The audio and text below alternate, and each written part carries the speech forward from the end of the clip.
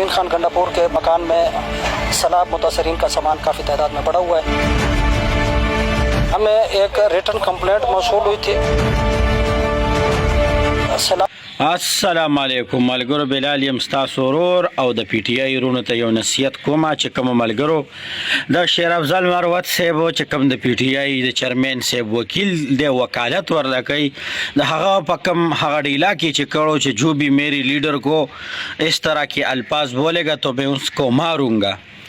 نو هغه د علاق پنځ چا کوم ټیک ټاکرانو کوم سوشل ورکرانو د پی ټی آی ویډیو جوړ کړی وی، لہذا هغه دغه دی ویډیو دی ډیلیټ کی ولې چې دغه دی شیر افضل مروت د خپل خبرې نه یو ټرن واغشته و چې زی وخلې مې مو په مې پایار کړی دی. نو دا خو چې دی جی جناب د کیمرې ته یو شانه خونن چې د خپل پته ولګیدل چې خو وال مې مخولو پایار مو شول. نو دا خو ډیره سخت شوله. بل خواته بیا جج صاحب تم د پکی ویلی چې جج صاحب جو فیصلہ کرنا ہے جلدی کرنا ہے مجھے بیرون ملک جانا ہے. نو هغه خبره وای زرولی خانه کونه ټینګه کا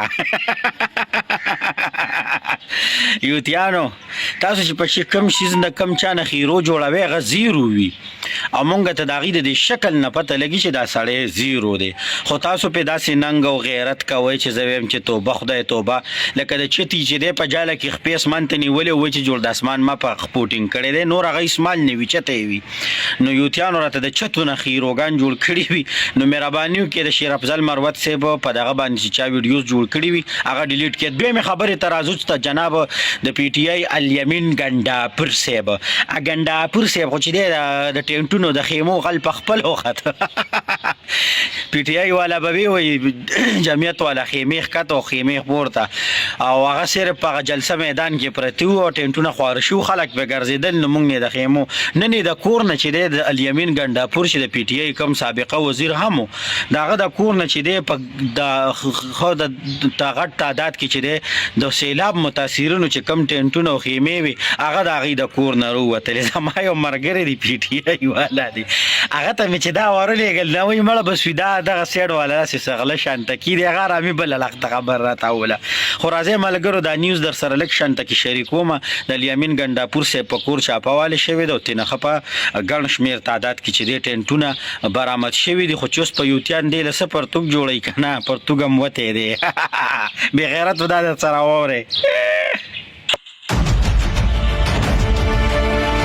अमीन खान गंडापुर के मकान में सैलाब मुतासरीन का सामान काफ़ी तादाद में पड़ा हुआ है। हमें एक रिटन कंप्लेंट मौसूल हुई थी। सैलाब मुतासरीन के हवाले नहीं किया है बल्कि अपने बंगले पर रखा हुआ है। 17 टेंट UNHCR के थे और 8 टेंट जो थे वो PDMA के थे जिन पर नॉट फॉर सेल की जो मोहर है वो भी लगी हुई है। बिल्कुल अदालत इसमें इन्वॉल्व थी। हमें एक रिटन कंप्लेंट मौसूल हुई थी कि अली अमीन खान गंडापुर के मकान में सैलाब मुतासरीन का सामान काफ़ी तादाद में पड़ा हुआ है और वो उन्होंने सैलाब मुतासरीन के हवाले नहीं किया है बल्कि अपने बंगले पर रखा हुआ है. زبردست ملګرو د سیلاب متاثرین چې کم سامانونه راغلیو نو هغه د خپل بنگله کې ایښیو. نو دا چې دی داسې نهرو خلکو له چې وزارت میلو شي داسې نهرو خلکو له چې حکومت میلو شي هغې څه کوي هغې د عوام حق دغسې په خپلو بنګلو کې ایښي وي او اکثر یې چې دی بس دغسې یا مګې منګکوري وخوري خو چې د چا حق وي د هغو ته میلو نه شي. نو کوشش وکړئ چې راتلونکي وخت دپاره د داسې بې غیرتو خلکو له اوټ ور نه کړې. دا ستاسو حقونه دی خوري دا ملک دی تباه که او الزام په نور چاولی چې دغو سره په سوشل میډیا باندې کالې کتې ډېرې دي. نو ملګرو که ویډیو هم خوښه شوې وي او د دغو د اغلا د دنیا ته ښکاره کول غواړئ نو ویډیو در سره دا وا په چاپو شیر کې. والسلام.